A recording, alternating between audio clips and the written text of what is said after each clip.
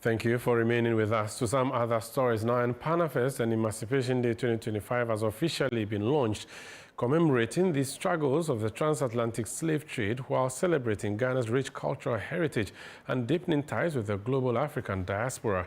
Speaking at the event held in the Central Region, Vice President Professor Nana Jane Opoku-Agyeman emphasized the importance of resisting oppression and using the nation's history as a guide for development. Sarah Pia was at the event and has this report. PANAFEST and Emancipation Day 2025 served as a powerful platform for reflection and reconnection, bringing together Ghanaians and Africans in the diaspora to honor a painful past and envision a hopeful future. This year's event shed light on the horrors of the transatlantic slave trade and emphasized the need to transform that legacy into a foundation for sustainable development.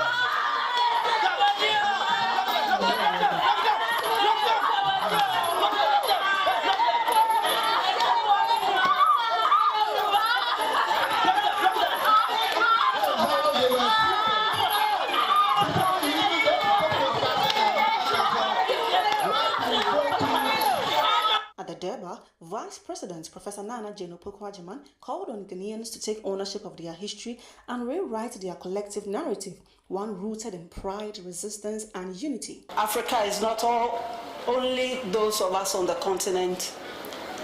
It's about many of us who, for many, many reasons, find ourselves away from the continent, and especially those who did not choose to go and live away from the continent, but who have found themselves in this space. So today allows us to affirm our shared identity and to reconnect to our roots. Also addressing the gathering, Minister of Tourism and Creative Arts, Ablajifa Gomashi, spoke on the long-lasting impact of the slave trade.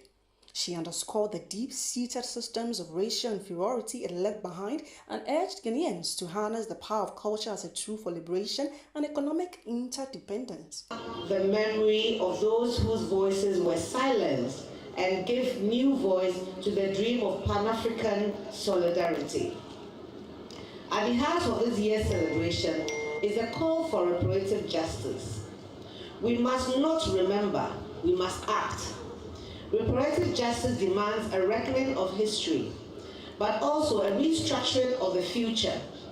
It speaks to the need for moral, economic, and cultural redress, a renewal of systems that have long profited from exploitation. The Paramount Chief Osabari Makwesiata II stressed the need to create a welcoming and safe space for those returning to their roots.